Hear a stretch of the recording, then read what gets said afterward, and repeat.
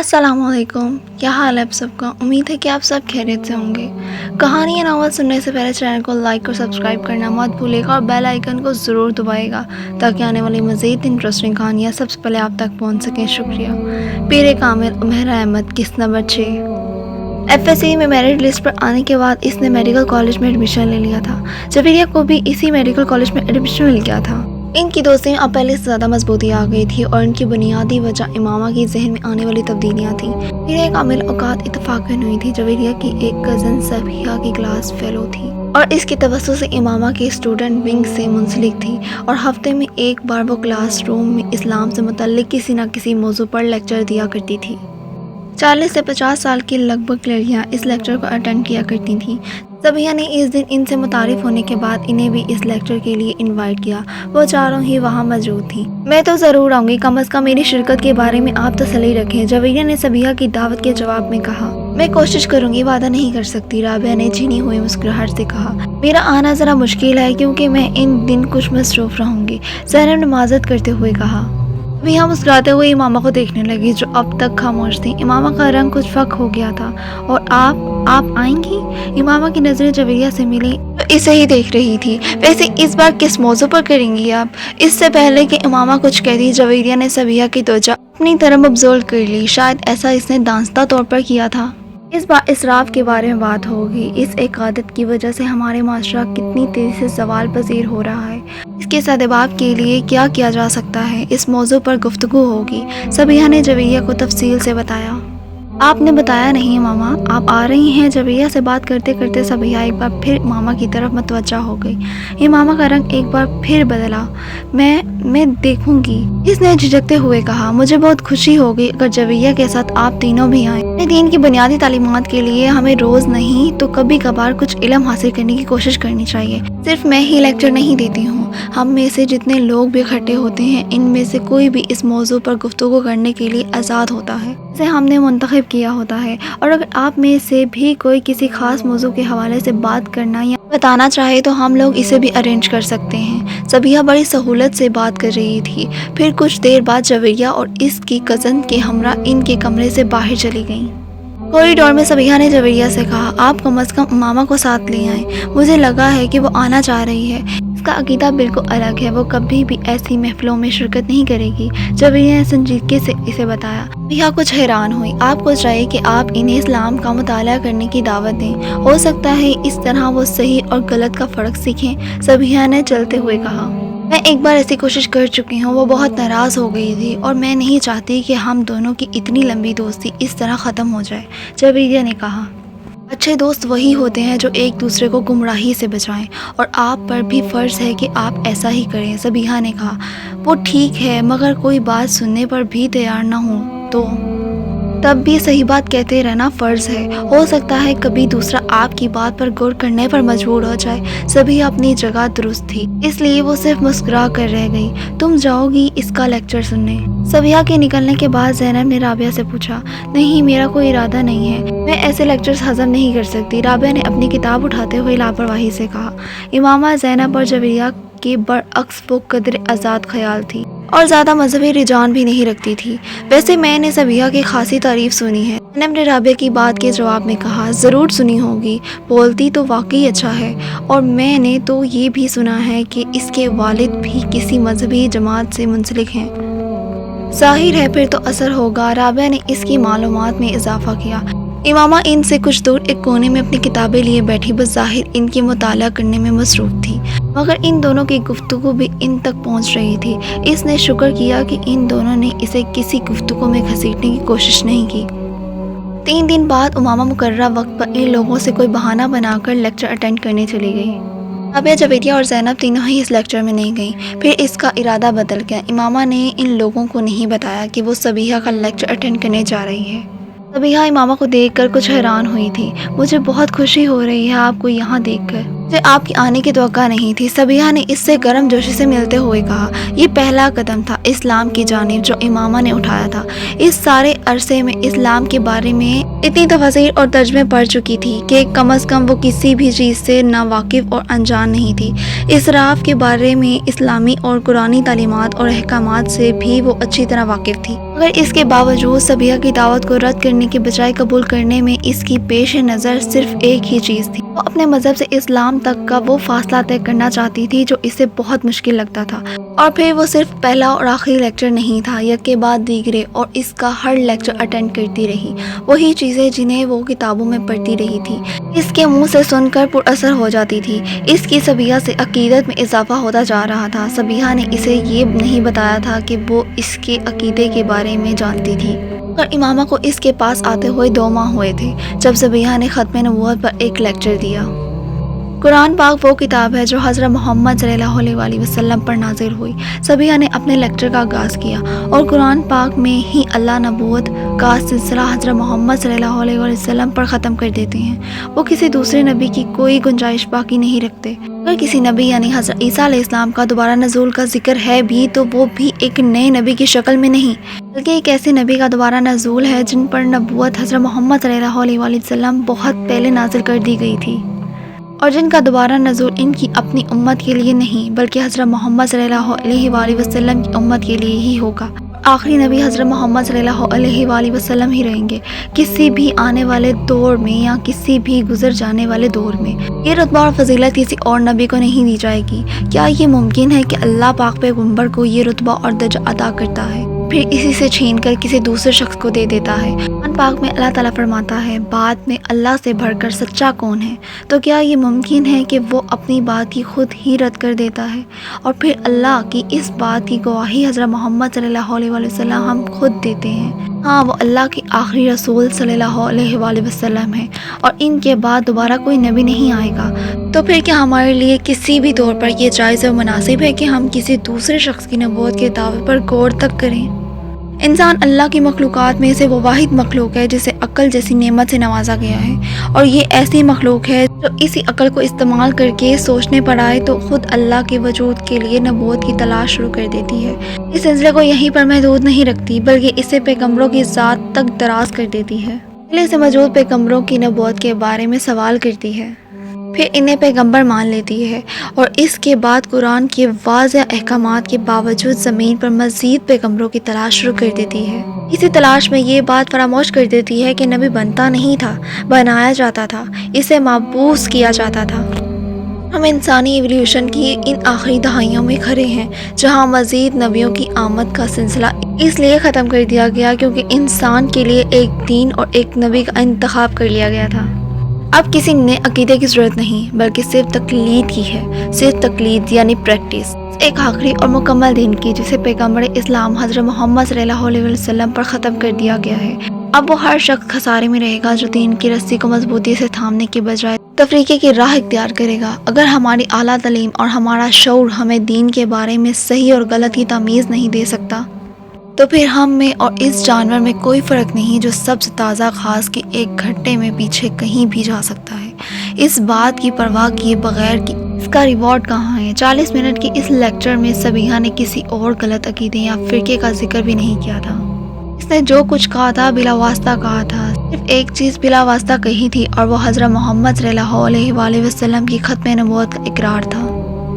اللہ تعالیٰ کے آخری پیغمبر حضرت محمد صلی اللہ علیہ وآلہ وسلم تھے جنہوں نے 1400 سال پہلے مدینے میں وفات پائی۔ 1400 سال سے پہلے مسلمان ایک امت کے طور پر اسی ایک شخص کے سائے میں کھڑے ہیں۔ 1400 سال بعد بھی وہ ہمارے لیے ایک آخری نبی ہیں جن کے بعد کوئی دوسرا نبی بھیجا گیا نہ بھیجا جائے گا، اور ہر وہ شخص جو کسی دوسرے شخص میں کسی دوسرے نبی کا عکس تلاش کرنے کی تلاش کر رہا ہے، اسے ایک بار اپنے ایمان کا از سرنو جائزہ لینا چاہیے۔ شاید یہ کوشش اسے اس عذاب سے بچا دے جس میں وہ اپنے آپ کو مبتلا کرنے کی کوشش کر رہا ہے۔ امامہ ہر لیکچر کے بعد سبیہ سے مل کر جایا کرتی تھی۔ اس لیکچر کے بعد وہ سبیہ سے نہیں ملی، لمحے بعد وہاں رکے بغیر وہ وہاں سے چلی آئی۔ عجیب سی ذہنی انتشار میں مبتلا ہو کر وہ کالج سے باہر نکل کر پیدل چلتی رہی۔ کتنی دیر فٹ پاتھ پر وہ چلتی رہی اور اس نے کتنی سڑکیں عبور کیں، اسے اندازہ نہیں ہوا۔ کسی معمول کی طرح چلتے ہوئے وہ فٹ پاتھ سے نیچے نہر کے کنارے بنی ہوئی ایک بینچ پر جا کر بیٹھ گئی۔ سورج غروب ہونے والا تھا اور اوپر سڑک پر گاڑیوں کے شور میں اضافہ ہو گیا تھا۔ چپ چاپ نہر کے بہتے ہوئے پانی کو دیکھتی رہی۔ ایک لمبی خاموشی کے بعد اس نے بڑبڑاتے ہوئے خود سے پوچھا، آخر میں کر کیا رہی ہوں؟ اپنے ساتھ کیوں اپنے آپ کو الجھا رہی ہوں؟ آخر کس یقین کی کھوج میں سرگرداں ہوں؟ اور کیوں؟ میں اس سب کے لیے تو لاہور نہیں آئی، میں تو یہاں ڈاکٹر بننے آئی ہوں۔ مجھے آئی اسپیشلسٹ بننا ہے۔ پیغمبر پیغمبر پیغمبر، میرے لیے ہر چیز وہاں کیوں ختم ہو جاتی ہے؟ اس نے اپنے دونوں ہاتھوں سے اپنا چہرہ ڈھانپ لیا۔ مجھے ان سب سے نجات حاصل کرنی ہے۔ میں اس طرح اپنی اسٹڈیز پر توجہ نہیں دے سکتی۔ مذہب اور عقیدہ میرا مسئلہ نہیں ہونا چاہیے۔ صحیح یا غلط جو میرے بڑوں نے دیا وہی ٹھیک ہے۔ میں اب صبیحہ کے پاس نہیں جاؤں گی۔ میں مذہب یا پیغمبر کے بارے میں کبھی نہیں سوچوں گی، کبھی بھی نہیں۔ وہاں بیٹھتے بیٹھتے اس نے طے کیا تھا۔ رات کو 8 بجے وہ واپس آئی تو جویریہ اور رابعہ کچھ فکر مند سی تھیں، بس ایسے ہی مارکیٹ چلی گئی تھی۔ اس نے ستے ہوئے چہرے کے ساتھ انہیں بتایا، ارے ماما تم تو بہت عرصے بعد آئی ہو نا، آخر آنا کیوں چھوڑ دیا تم نے؟ بہت دنوں بعد ایک بار پھر صبیحہ کے پاس پہنچ گئی۔ صبیحہ کا لیکچر شروع ہونے والا تھا۔ مجھے آپ سے کچھ باتیں کرنی ہیں، آپ اپنا لیکچر ختم کر لیں، میں باہر بیٹھ کر آپ کا انتظار کر رہی۔ ماما نے اس کی بات کا جواب دینے کی بجائے اس سے کہا۔ ٹھیک 45 منٹ کے بعد جب صبیحہ اپنا لیکچر ختم کر کے باہر نکلی تو اس نے امامہ کو باہر کوریڈور میں ٹہلتے پایا۔ وہ صبیحہ کے ساتھ دوبارہ اس کمرے میں آن بیٹھی جو اب خالی تھا۔ صبیحہ خاموشی سے اس کی طرف سے بات شروع کرنے کا انتظار کرتی رہی۔ امامہ چند لمبے کچھ سوچ میں ڈوبی رہی، پھر اس نے صبیحہ سے کہا، آپ کو پتا ہے میں کس مذہب سے ہوں؟ ہاں میں جانتی ہوں، جویریہ نے مجھے بتایا تھا، صبیحہ نے پرسکون انداز میں کہا۔ میں آپ کو بتا نہیں سکتی میں کس حد تک فرسٹریٹ ہوں، میرا دل چاہتا ہے کہ میں دنیا چھوڑ کر کہیں بھاگ جاؤں۔ اس نے کچھ دیر کے بعد صبیحہ سے کہنا شروع کیا۔ اس نے دونوں ہاتھوں سے اپنا سر پکڑ لیا۔ مجھے پتا ہے کہ اس نے ایک بار پھر اپنی بات ادھوری چھوڑ دی۔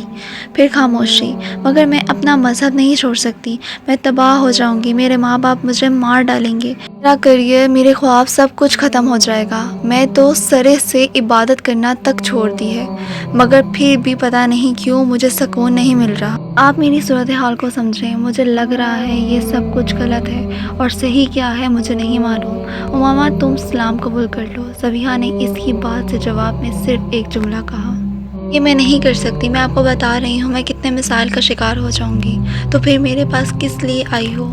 صبیحہ نے اسے پرسکون انداز میں کہا۔ وہ اس کا منہ دیکھنے لگی، پھر اس نے بے بسی سے کہا، پتہ نہیں میں آپ کے پاس کس لیے آئی ہوں، تم صرف یہی ایک جملہ سننے آئی ہو۔ میں نے تم سے کہا میں تمہیں کوئی دلیل نہیں دوں گی، کیونکہ تمہیں کسی سوال کے جواب کی تلاش نہیں ہے، ہر سوال کا جواب تمہارے اندر موجود ہے، تم سب کچھ جانتی ہو، بس تمہیں اقرار کرنا ہے، ایسا ہی ہے نا؟ امامہ کی آنکھوں میں آنسو تیرنے لگے۔ مجھے لگ رہا ہے میرے پاؤں زمین سے اکڑ چکے ہیں، میں جیسے خلا میں سفر کر رہی ہوں، اس نے بھرائی ہوئی آواز میں کہا۔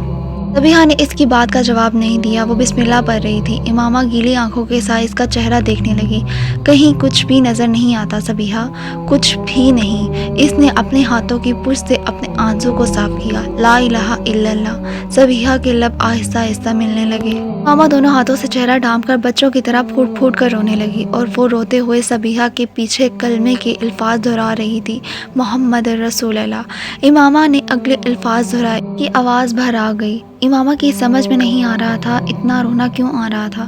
اسے کوئی پچھتاوا، کوئی افسوس نہیں تھا، مگر پھر بھی ایسا اپنے آنسوں پر قابو پانا مشکل رہا تھا۔ بہت دیر تک روتے رہنے کے بعد اس نے جب سر اٹھایا تو صبیحہ اس کے پاس بیٹھی ہوئی تھی۔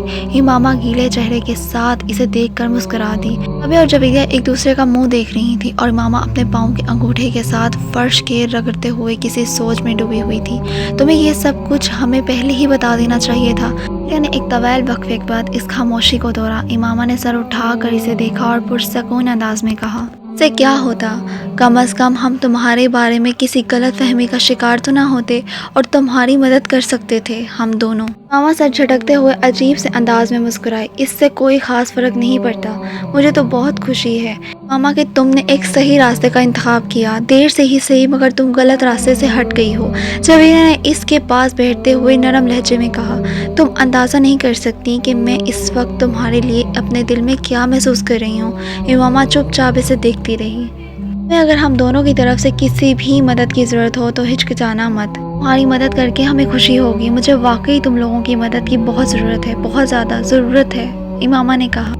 मेरी वजह से अगर तुमने अपने मज़हब की असलियत जानकर इसे छोड़ दिया है, तो जवेरिया कह रही थी। इमामा इसका चेहरा देखने लगी, तुम्हारी वजह से? इसने जवेरिया का चेहरा देखते हुए सोचा, इसका जहन ऐसे कहीं और ले जा रहा था।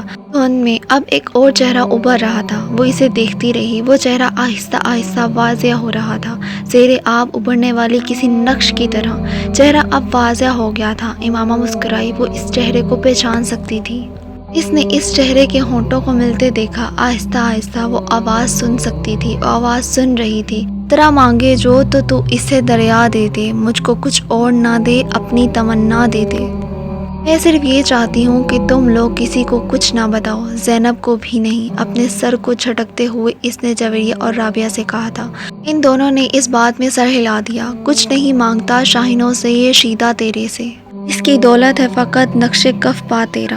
पूरे कद से मैं खरा हूँ तो ये तेरा है करम, मुझको लोग कहते हैं कि साया तेरा पैकर का ना था। मैं तो कहता हूँ जहाँ भर में है साया तेरा। वो इस आवाज़ को पहचानती थी, ये जलाल अंसर की आवाज़ थी। मामा को मेडिकल कॉलेज में चंद रोज़ हुए थे जब एक वीकेंड पर इस्लामाबाद आने के बाद इसने रात को ज़ैनब के घर लाहौर फ़ोन किया। बेटा मैं ज़ैनब को बुलाती हूँ, तुम होल्ड रखो। ज़ैनब की अम्मी फ़ोन रख कर चली गई। सीवर कान से लगाए इंतज़ार करने लगी। कुछ नहीं मांगता हूँ शाइनों से ये तेरा शीदा, इसकी दौलत है फ़कत नक्शे कफ पा तेरा। ताना आवाज़ में फ़ोन पर सुनाई देने वाली वो नात इमामा ने पहले भी सुनी थी, मगर इस वक्त जो कोई भी इसे पढ़ रहा था वो कमाल जज़ब से इसे पढ़ रहा था। एक हद से खरा हूँ तो ये तेरा है करम, मुझको झुकने नहीं देता है सहारा तेरा। अंदाज़ा नहीं था कि किस मर्द की आवाज़ इतनी खूबसूरत हो सकती है, इस कदर खूबसूरत कि पूरी दुनिया इसकी आवाज़ की कैद में लग जाए। मामा ने अपना सांस रोक लिया, या शायद वो सांस लेना भूल गई थी। वो कहते हैं कि साया तेरे पैकर का ना था, मैं कहता हूँ जहाँ भर पे है साया तेरा।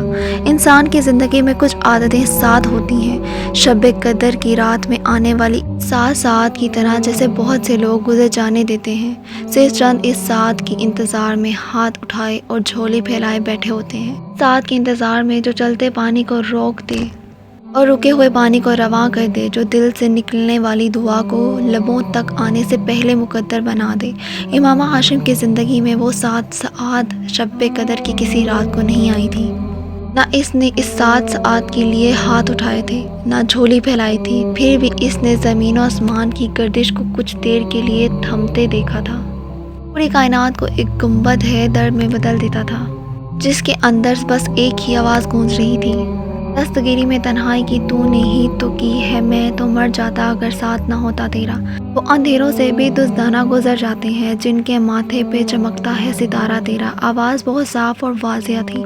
इमामा बुत की तरह ज़ेवर हाथ में लिए बैठी रही। हेलो इमामा। दूसरी तरफ ज़ैनब की आवाज़ गूंजती और वो आवाज़ में गुम हो गई। चंद लम्हों के लिए ज़मीन की रुकी हुई गर्दिश दोबारा बहल गई।